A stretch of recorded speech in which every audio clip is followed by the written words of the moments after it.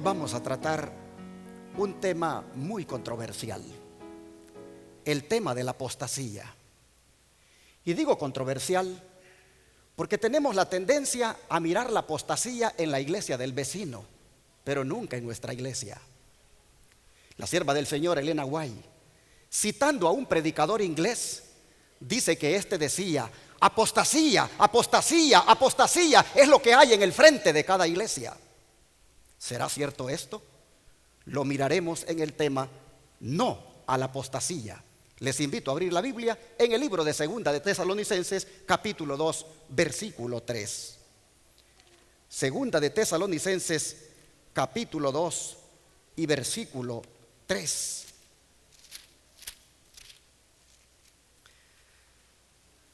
Y la palabra del Señor nos dice así: nadie os engañe en ninguna manera, porque no vendrá sin que antes venga la apostasía y sea revelado el hombre de pecado, el hijo de perdición.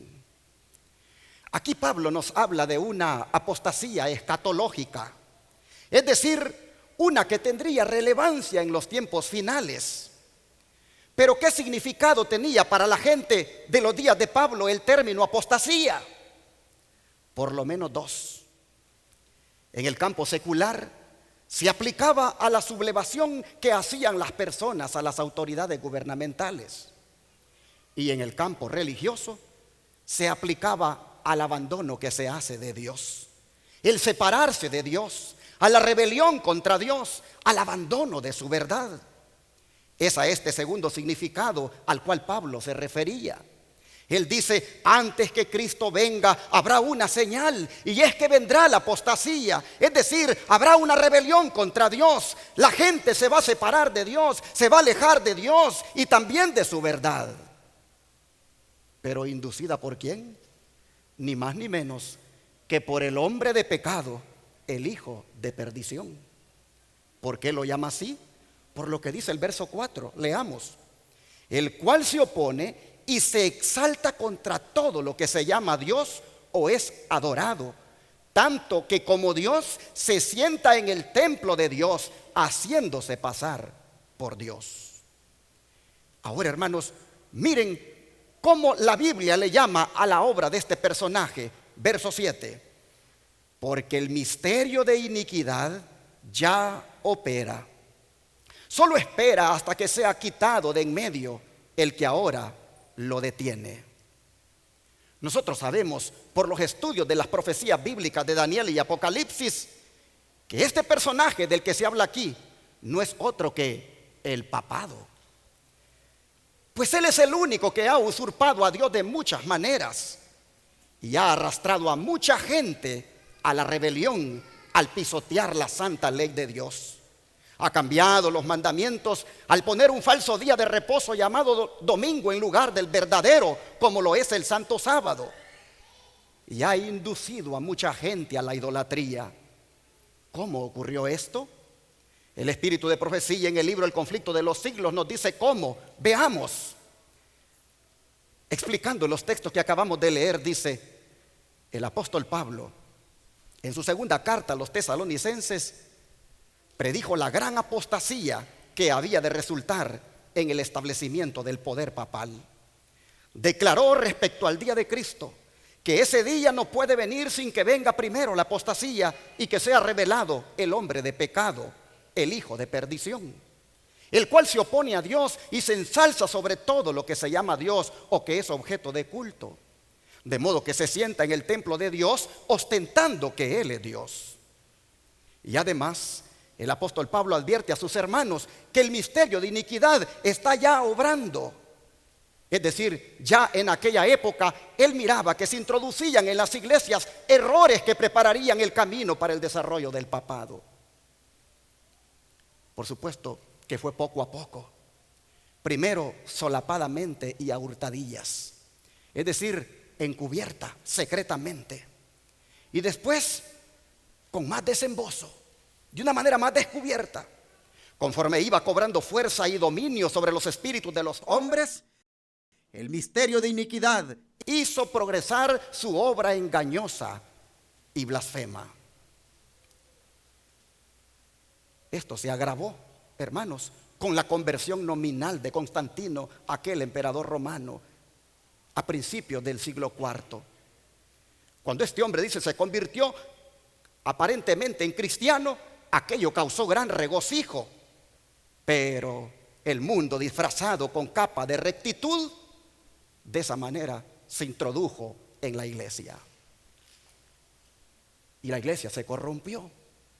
Sigue diciendo el conflicto de los siglos que desde entonces la obra de corrupción progresó rápidamente. Es decir, de la conversión nominal de Constantino. Con la conversión de este hombre, dice, el paganismo que parecía haber sido vencido, vino a ser el vencedor. El espíritu del paganismo, con la conversión de este hombre, dominó a la iglesia. Sus doctrinas del paganismo, ceremonias y supersticiones se incorporaron a la fe y al culto de los que profesaban ser discípulos de Cristo. Y sí, fiestas como la Navidad, fiestas como la resurrección de la Pascua, fiestas como San Valentín y muchas otras más se introdujeron en la iglesia revestidas de cristianismo. Esta avenencia, dice, entre el paganismo y el cristianismo dio por resultado el desarrollo del hombre de pecado, predicho en la profecía como oponiéndose a Dios y ensalzándose a sí mismo sobre Dios, a fin de asegurarse honores y ganancias mundanas. Tristemente, hermanos, dice que la iglesia fue inducida a buscar el favor y el apoyo de los grandes de la tierra. Y habiendo rechazado de esa manera a Cristo, tuvo que someterse al representante de Satanás, el obispo de Roma. ¿Por qué lo hizo? Porque una de las principales doctrinas del romanismo enseña que el Papa es cabeza visible de la Iglesia Universal de Cristo y que fue investido de suprema autoridad sobre los obispos y los pastores de todas las partes del mundo. Aún más, al Papa se le han dado los títulos propios de la divinidad. Se le ha titulado Señor Dios el Papa y se le ha declarado infalible. Exige que todos los hombres le rindan homenaje. La misma pretensión que sostuvo Satanás cuando tentó a Cristo en el desierto, la sostiene aún por medio de la iglesia de Roma. Y tristemente dice que muchos son los que están dispuestos a rendirle homenaje a ese personaje. Dios, dice el don profético en este libro, El conflicto de los siglos, Dios no ha hecho alusión alguna en su palabra a que Él haya elegido a un hombre para que sea la cabeza de la iglesia. Solo por usurpación puede el Papa ejercer autoridad sobre la iglesia de Cristo. Los romanistas se han empeñado en acusar a los protestantes de herejía y de haberse separado caprichosamente de la verdadera iglesia. Pero estos cargos recaen más bien sobre ellos mismos. Ellos son los que arriaron la bandera de Cristo y se apartaron de la fe que ha sido una vez dada a los santos. La profecía decía que este personaje pensaría mudar los tiempos y la ley, según Daniel 7:25.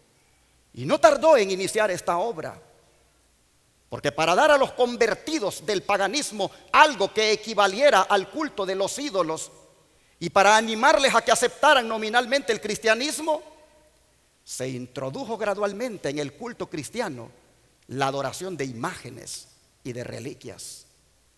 Este sistema de idolatría fue definitivamente sancionado por decreto de un concilio general. Y para remate de su obra sacrílega, Roma se atrevió a borrar de la ley de Dios el segundo mandamiento que prohíbe la adoración de las imágenes y a dividir en dos el último mandamiento para conservar el número de estos. Tristemente, el relato sigue diciendo que el espíritu de concesión al paganismo fomentó aún más el desprecio de la autoridad del cielo, porque obrando por medio de directores inconversos de la iglesia, Satanás atentó también contra el cuarto mandamiento y trató de echar a un lado el antiguo sábado, el día que Dios había bendecido y santificado, según Génesis 2, versos 2 y 3. Lo hizo para colocar en vez de ese día el día festivo observado por los paganos como el venerable día del sol, es decir, el domingo. Este intento, dice, no se hizo al principio abiertamente, porque en los primeros siglos el verdadero día de reposo, el sábado, había sido guardado por todos los cristianos, los cuales, siendo celosos de la honra de Dios y creyendo que su ley es inmutable, respetaban escrupulosamente la santidad de sus preceptos. Pero Satanás procedió con gran sutileza por medio de sus agentes para llegar al fin que se propusiera. Para llamar la atención de las gentes hacia el domingo, lo declararon día de fiesta en honor de la resurrección de Cristo. Se celebraban servicios religiosos en ese día. No obstante, se lo consideraba como día de recreo y seguía guardándose piadosamente el sábado. A principios del siglo IV, este mismo emperador, entre comillas, convertido al cristianismo, Constantino, utilizando su poder, dice que expidió un decreto donde hacía del domingo un día de fiesta pública en todo el imperio romano. Y así el día del sol, el domingo, fue reverenciado por sus súbditos paganos, pero tristemente honrado por los cristianos también, pues era política del emperador conciliar los intereses del paganismo y del cristianismo que se hallaban en pugna. Pero ¿quiénes le animaron a hacer esto? Hermanos, miren ustedes quiénes: los obispos de la iglesia cristiana, los ancianos. Estos, dice, inspirados por su ambición y su sed de dominio, le hicieron obrar así a Constantino. Pues ellos comprendían que si el mismo día era observado por cristianos y paganos, estos, los paganos, llegarían a aceptar nominalmente el cristianismo y ello redundaría en beneficio del poder y de la gloria de la iglesia. Pero a pesar de que muchos cristianos piadosos fueron poco a poco inducidos a reconocer cierto carácter sagrado al domingo, no dejaron de considerar el verdadero sábado como el día santo del Señor, ni de observarlo en cumplimiento del cuarto mandamiento. Pero no paró aquí la obra del jefe engañador. Había resuelto reunir al mundo cristiano bajo su bandera y ejercer su poder por medio de su vicario, el orgulloso pontífice que aseveraba ser el representante de Cristo, porque así se llegó a llamar. Realizó su propósito, dice, valiéndose de paganos semiconvertidos, de prelados ambiciosos y de eclesiásticos amigos del mundo. Se convocaba de vez en cuando grandes concilios en el que se reunían los dignatarios de la iglesia de todas partes del mundo.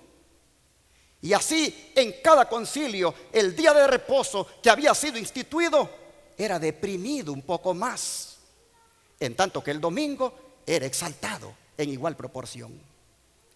Así fue, mis hermanos, como la fiesta pagana llegó a ser honrada como institución divina, mientras que el sábado de la Biblia era declarado reliquia del judaísmo y se pronunciaba una maldición sobre sus observadores. Hoy en día, tristemente, los protestantes se tragaron el cuento del papado y ellos alegan ahora que la resurrección de Cristo en el domingo ha convertido a dicho día en el día del Señor. Pero las Santas Escrituras en nada confirman ese modo de ver. Ni Cristo ni sus apóstoles confirieron semejante honor a ese día. ¿Dónde y cuándo adoptó el Señor a ese hijo del papado? ¿Qué razón válida puede darse en favor de un cambio que las Santas Escrituras no sancionan? Todo esto ustedes lo pueden leer en El Conflicto de los Siglos, de la página 47 a la 51, en el formato electrónico. Pero hermanos, detrás de todo esto, de todo esto estuvo el enemigo de Dios. Pues miren, Satanás, dice, obrando por intermedio de los livianes dirigentes de la iglesia, alteró el cuarto mandamiento y trató de poner a un lado el antiguo sábado, el día que Dios ha bendecido y santificado. Y en su lugar exaltó el festival observado por los paganos como el venerable día del sol. El Señor ha señalado claramente el camino hacia la ciudad de Dios. Pero el gran apóstata ha cambiado el cartel indicador de caminos. estableciendo un sábado falso.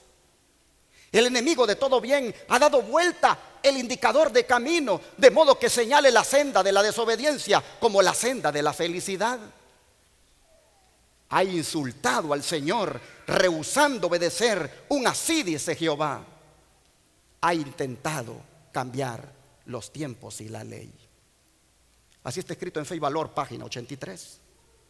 Y de esta manera, mis hermanos, el mundo, con todas las iglesias que guardan el domingo, han apostatado de la verdad. Pero lo dicho hasta aquí, solo es una forma de apostasía.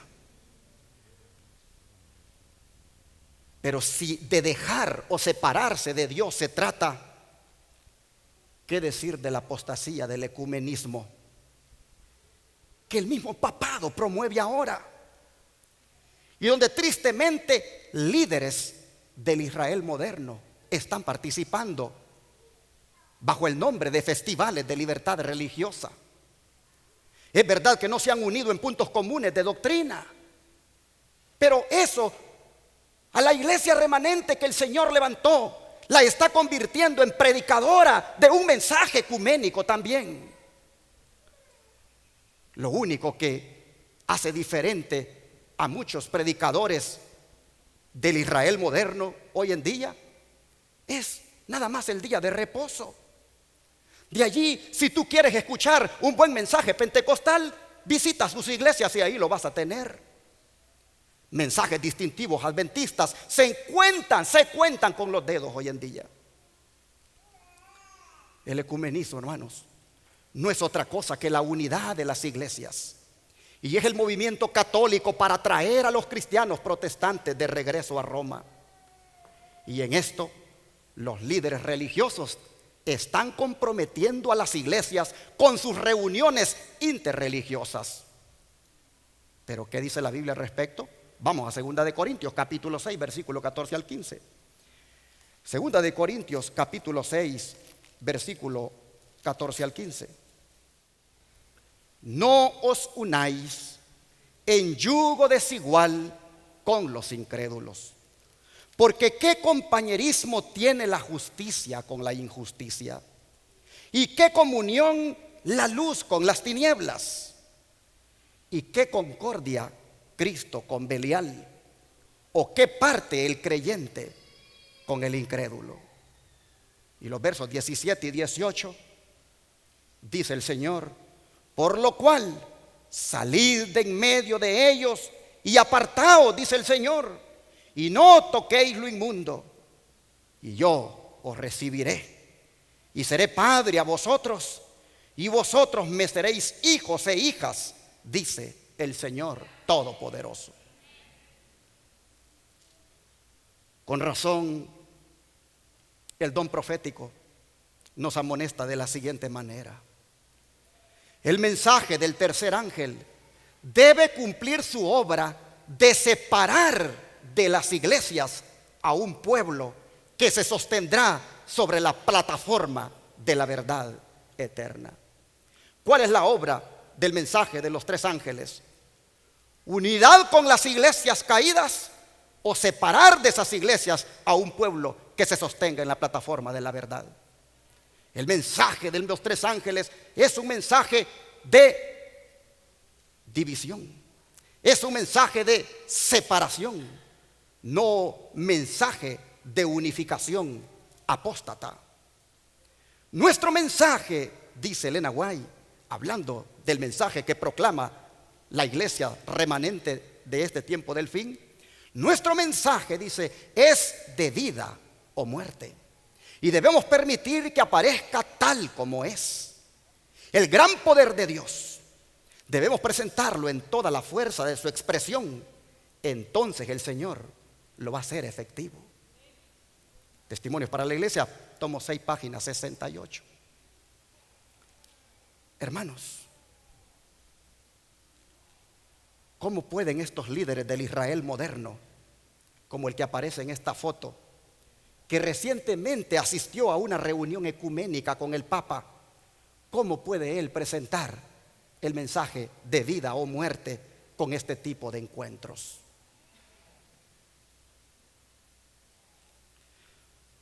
pueden este tipo de líderes enseñarle a la gente, por ejemplo, que el Papa es el anticristo, cuando permiten que el mismo Papa les dirija la palabra diciendo: camino con Jesús, no con mi Jesús contra tu Jesús, sino con nuestro Jesús?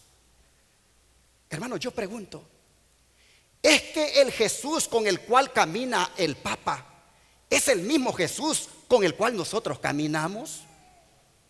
El Jesús con el cual nosotros caminamos dice: si me amáis, guardad mis mandamientos. El Jesús con el cual nosotros caminamos dice: yo no he venido para cambiar la ley o los profetas.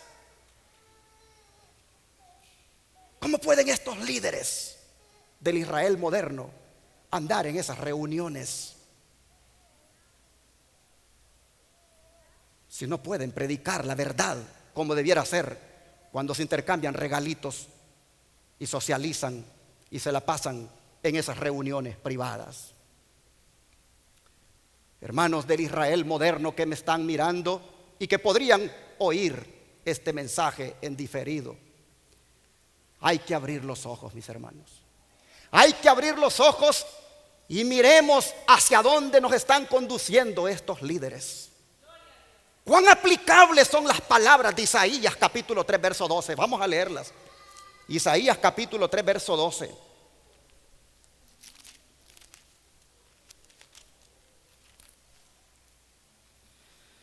Aquí la palabra dice: los opresores de mi pueblo son muchachos, y mujeres se enseñorearon de él.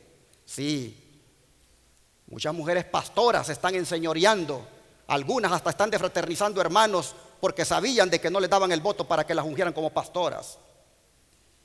Repito, los opresores de mi pueblo son muchachos, y mujeres se enseñorearon de él.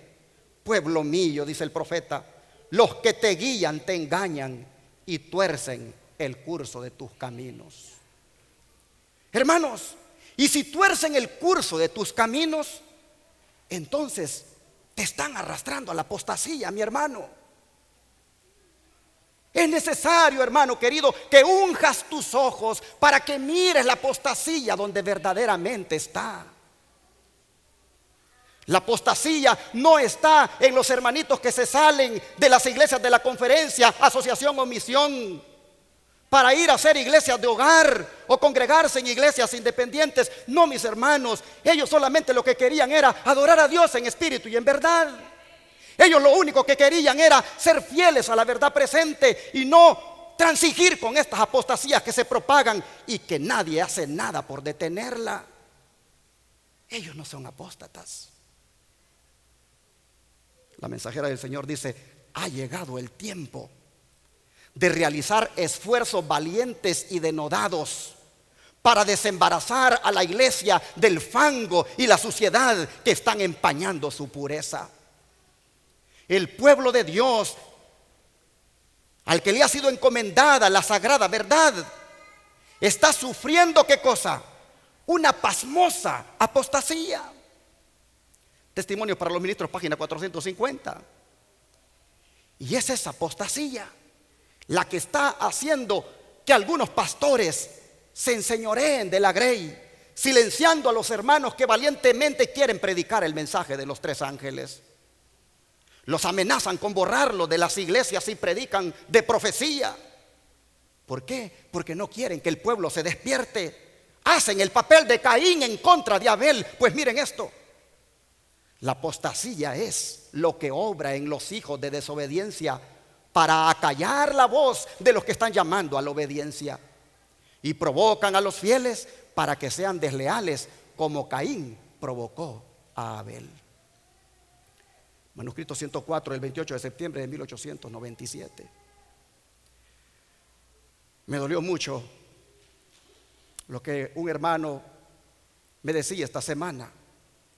Me comentaba de uno de estos caínitas que bajo la autoridad pastoral que le han dado, los amenazó con echarles hasta la policía si andan divulgando mensajes de profecía en la congregación. Hasta les dijo inclusive que si tenían que ser deportados, que los deportaran, pero que él no iba a permitir de que estuvieran insolentando a la iglesia o alarmándola con los temas que tienen que ver con los eventos del fin.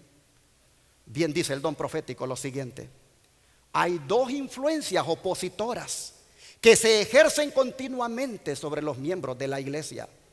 Una influencia trabaja para la purificación de la iglesia y la otra para la corrupción del pueblo de Dios. Testimonios para los ministros, página 46. Y esa corrupción ha llegado, hermanos, hasta en la forma de adorar, cayendo en este otro tipo de apostasía, donde se canta por dinero, haciendo los famosos conciertos, convirtiendo a la iglesia en un centro mercantil donde los cristianos pagan por recibir una supuesta administración espiritual, siguiendo el ejemplo de los conciertos del mundo. Los conciertos cristianos, hermanos, tienen de todo, pero menos de adoración. Los artistas cristianos hoy en día adoptan ropa, movimientos y apariencias similares a los cantantes del mundo, y muchas veces estos conciertos se hacen con la excusa de obtener fondos para beneficio de la iglesia. Pero en esto, hermanos, no están haciendo sino repetir lo mismo que hicieron Nadab y Abiú. ¿Qué hicieron Nadab y Abiú? Vamos a Levíticos 10, versículo 1 y 2. Levíticos capítulo 10, versos 1 y 2. Las escrituras dicen que los hijos de Aarón, Nadab y Abiú, tomaron cada uno su incensario y pusieron fuego en ellos, sobre el cual pusieron incienso, y ofrecieron delante de Jehová fuego extraño que él nunca les mandó. Y salió fuego de delante de Jehová, que los quemó y murieron delante de Jehová. Y ahora miren la aplicación que hace el espíritu de profecía de estas palabras que acabamos de leer. Los lugares de culto, dice la sierva del Señor Elena White, son contaminados con toda clase de disipación idólatra, porque a fin de ganar un poquito de dinero de los amadores egoístas de los placeres, para pagar las deudas de las iglesias o sustentar la obra que ésta realiza, muchas de estas personas no darían por voluntad propia ni un chelín con propósitos religiosos. ¿Dónde están? ¿Dónde en las instrucciones dadas por Dios para el sostén de su obra encontramos mención alguna acerca de tómbolas de beneficencia, conciertos, venta de caridad y otros entretenimientos similares? ¿Dónde dice encontramos eso? ¿En qué parte está escrito que debemos hacer eso? Así dice, se atrae oprobio sobre Dios y el nombre cristiano. Los principios más corrompidos son fortalecidos por ese método no bíblico de reunir recursos financieros. Hermanos, me acuerdo cuando, por no tener esta luz, hacíamos comidas pro templo, hacíamos comidas pro radio. Bendito sea el Señor que nos abrió los ojos y desechamos esas apostasías. Y eso, dice, es lo que Satanás desea que ocurra. Los hombres, dice, están repitiendo el pecado de Nadab y Abiú. Están utilizando fuego profano en lugar de fuego sagrado en el servicio de Dios, y el Señor no acepta tales ofrendas. Consejo sobre mayordomía cristiana, página 216. Hoy la música cristiana, hermanos, que se promueve en las iglesias, parece música mundana. Por eso yo quiero animar a los que cantan en esta iglesia a que sigamos las instrucciones que como pueblo remanente se nos ha dado para no caer en la apostasía de la música. Quiero invitarles a que vean conmigo algunas de esas instrucciones. En ciertas ocasiones, dice la sierva del Señor Elena White, es más difícil disciplinar a los que cantan y conseguir que lo hagan en forma adecuada que mejorar los hábitos de oración y exhortación. Muchos quieren hacer las cosas de acuerdo con su propio método. Se oponen a las consultas y se impacientan cuando otro los dirige. Evangelismo 368. Así que el primer punto que debemos tomar en cuenta de esta cita es no cantar de acuerdo a nuestros propios métodos, consultar primero. Siguiente principio. En algunas de nuestras iglesias dice: he escuchado solos que eran inapropiados para el servicio de culto en la casa de Dios. Las notas prolongadas y los sonidos peculiares tan comunes en el canto de ópera no agradan a los ángeles. Estos se complacen en oír los sencillos cantos de alabanza expresados en un tono natural. Así que el segundo principio sería: seamos sencillos y naturales al cantarle al Señor. Tercer punto. Algunos que observan el sábado consideran que la asociación con la mundanalidad en materia de música es inofensiva, pero los tales se hallan en terreno peligroso. Satanás trata así de desviar a hombres y mujeres, y en esta forma ha obtenido el dominio sobre sus almas. Manuscrito 82 del año 1900. Así que el tercer punto, según esta cita, sería no asociar la música cristiana con la mundana. Es decir, no hacer que parezca el himno tipo ranchera, no hacer que parezca el himno romántico, no hacer que parezca el himno como que fuera un canto de la música grupera, pop, corrido, reggaetón y otro ritmo mundano, porque eso sería asociar la música cristiana con la música mundana. Y un cuarto punto es este: el talento musical muchas veces fomenta el orgullo y la ambición por la exhibición, y los cantantes dedican muy pocos pensamientos a la adoración a Dios. En lugar de conducir a las mentes a recordar a Dios, muchas veces lo que hacen es provocar su olvido. Carta 6 del año 1890. Así que el cuarto punto a tomar en cuenta, hermanos, es no buscar atraer la atención buscando que nos digan un amén a nosotros, exhibiéndonos en las notas o gestos que hagamos con nuestro rostro. Y hay un quinto punto a tomar en cuenta. Se me mostró, dice el caso del hermano U, que él sería una carga para la iglesia a menos que llegara a tener una relación más estrecha con Dios. Él se ha autoenvanecido. Si se hace alguna observación sobre su proceder, se siente herido. Si cree que se ha preferido a otros en lugar de él, lo toma como una injuria que se le ha hecho. El hermano U dice, tiene un buen conocimiento de música, pero su educación musical ha sido de una naturaleza tal como para actuar en un escenario, más bien que para el solemne culto de Dios. El canto es un acto de adoración a Dios en una reunión religiosa, tanto como lo es el hablar. Y cualquier rareza o peculiaridad cultivada atrae la atención de la gente y destruye la impresión seria y solemne que debe ser el resultado de la música sagrada. Cualquier cosa extraña o excéntrica en el canto desvía la mente del carácter serio y sagrado del servicio religioso. Consejos sobre la música, página 52. Así que el quinto punto a tomar en cuenta, hermanos, sería ser humildes y cantar para Dios, no para agradarle a los sentidos de la gente como el hermano U. Si nosotros seguimos estos consejos, no caeremos en la apostasía de la adoración. Nosotros estamos en este momento, hermanos, en un proceso de reformas. Y hemos promovido muchas reformas desde este púlpito. Algunas han sido acatadas, otras han sido rechazadas. Pero la reforma en cuanto a la música es una de las que a veces nos resistimos a aceptar. Y Dios está teniendo paciencia con nosotros, hermanos. Pero Él quisiera que la apostasía que podamos estar teniendo en esa área, Él quisiera que la dejemos ya. Bueno, dejemos a un lado la apostasía que hay en otros. Dejemos a un lado la apostasía que hay afuera. ¿Qué decir de la apostasía que hay entre nosotros?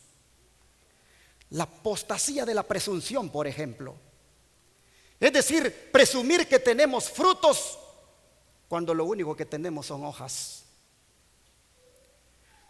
Presumir que tenemos la verdad presente, pero no nos dejamos santificar por ella.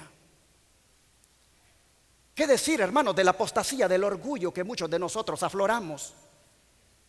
¿Qué decir de la apostasía del egoísmo, el amor al mundo y tantas otras?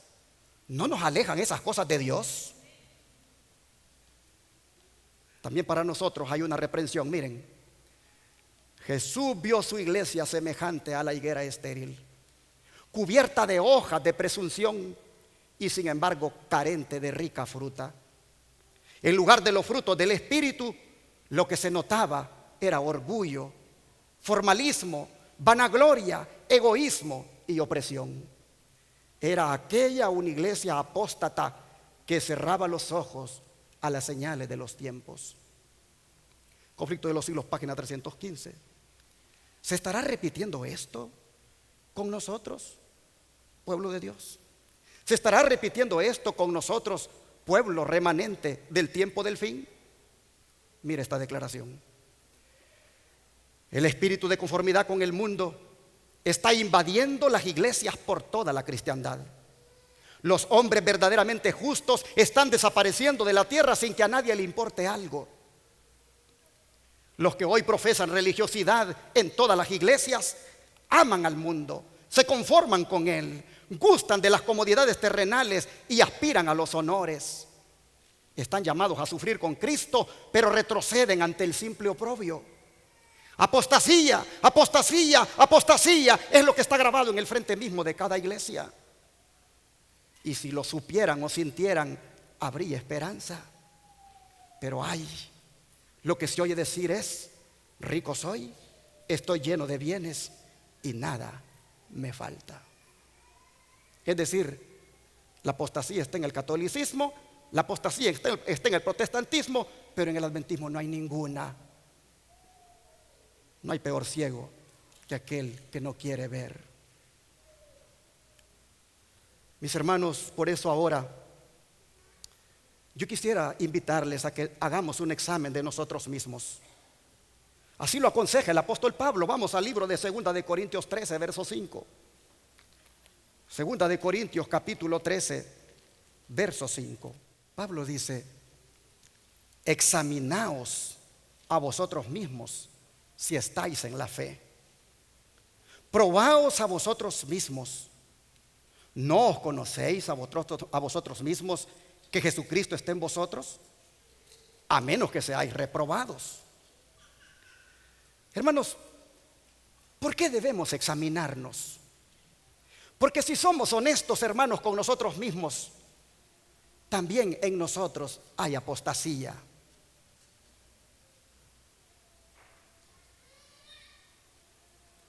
Pablo hace una pregunta retórica aquí.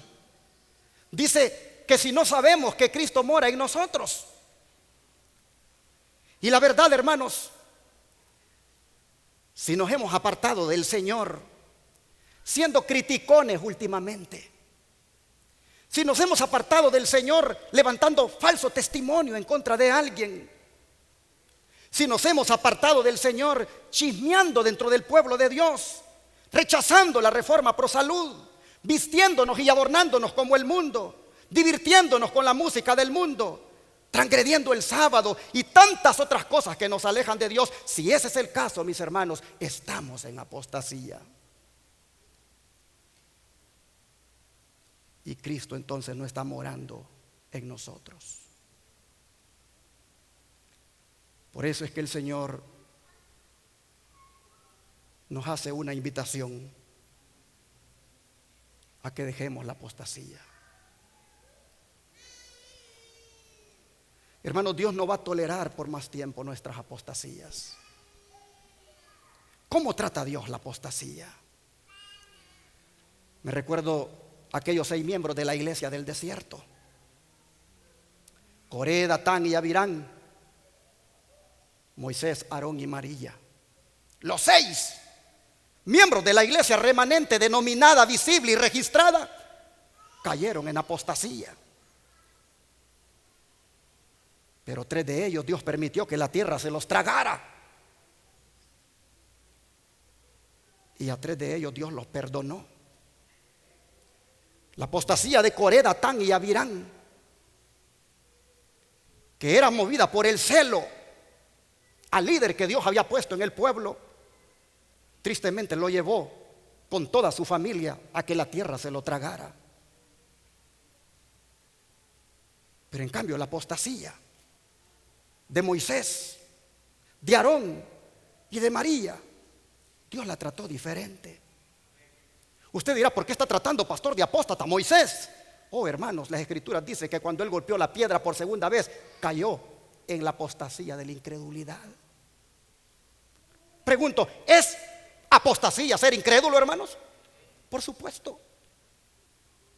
Moisés, por no haber creído a Dios, no entró en la tierra prometida de esta tierra. La apostasía de Aarón, inducir al pueblo a la idolatría, poner a la iglesia a jugar y a divertirse como la hacen los Aarones de hoy en día, haciendo eventos deportivos y poniéndola solo a puro entretenimiento a la iglesia. Y la apostasía de María, murmurar contra su hermano Moisés, criticarlo constantemente, que le atrajo sobre su cuerpo una lepra enviada por el Señor. ¿Por qué a los primeros 3 la tierra se los tragó y a estos 3 Dios les permitió seguir adelante? ¿Saben qué hizo la diferencia? En que los primeros 3, Coré, Datán y Abirán, no se arrepintieron de sus apostasías, mantuvieron su rebelión contra Dios, y Dios no iba a permitir esa apostasía más en el pueblo. En cambio, la apostasía de María, la apostasía de Aarón, la apostasía de Moisés, al ser conscientes de ella, los llevó al arrepentimiento. Le pidieron a su padre que los perdonara y su padre los perdonó. A Aarón se le dio el sacerdocio, a María se le integró de nuevo en el campamento, y a Moisés Dios lo tiene ahora en la tierra prometida, allá en la Canaán celestial. Hermanos y hermanas, nosotros también debemos hacer una decisión ahora con todas las apostasías que mostramos. Dios no tolera la apostasía en sus hijos. Dios espera de nosotros que también nos arrepintamos de todo corazón. Mire lo que dice Ezequiel capítulo 33 verso 11. El Señor nos habla aquí de la siguiente manera: diles, vivo yo, dice Jehová el Señor, que no me complazco en la muerte del impío, sino en que se vuelva el impío de su camino y que viva. Volveos de vuestros caminos, ¿por qué moriréis, oh casa de Israel? ¿Habrá en esta mañana, en este pueblo, alguien que quiera volver al Señor?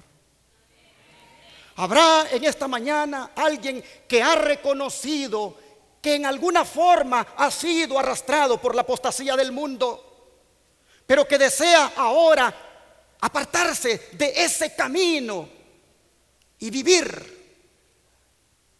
Oh, hermanos, yo quisiera hacer una oración ahora por los que quieran volver al Señor. Yo quisiera hacer una oración ahora para los que quieran responder a esta invitación del Señor de volveos, ¿por qué vas a morir? Yo quisiera ahora, hermanos, invitarles a que vengan aquí adelante si verdaderamente ustedes quieren volver a Cristo. Si hay alguien que quiera venir al Señor, pase aquí adelante. Yo voy a hacer una oración de consagración al Señor. Yo voy a pedir a nuestro Padre que perdone todas nuestras apostasías y que nos restaure, hermanos. Todos hemos pecado, dice la Escritura, y estamos destituidos de la gloria de Dios, pero en Cristo tenemos esperanza, hermanos. ¿Quién quisiera en esta hora venir allá adelante y arrodillarse y decirle al Señor: perdona mis apostasías, Padre, perdona mi mundanalidad, perdona mis transgresiones, perdóname porque te he fallado? En la apostasía de la música he caído, en la apostasía de la vestimenta mundana he caído en la apostasía de la comida que no es adecuada para mi salud. Oh, hermanos, ¿cuántos quisieran decirle al Señor: perdóname porque he caído en la apostasía de la forma correcta de guardar el sábado? El Señor dice: volveos, volveos, ¿por qué moriréis, oh casa de Israel? Volveos, dice, apartaos de vuestros caminos. Vamos a arrodillarnos y vamos a pedirle al Señor que nos dé este privilegio de que hoy volvamos a Él. Oh Dios Todopoderoso, fácil es hablar de la apostasía que hay en otros credos religiosos. Fácil es hablar de la apostasía que hay en la iglesia del vecino. Pero hablar de la apostasía que hay entre nosotros, Padre, eso duele, porque nos quita la máscara, porque verdaderamente nos muestra quiénes somos. Hoy no te podemos engañar. El testigo fiel dice: yo conozco tus obras.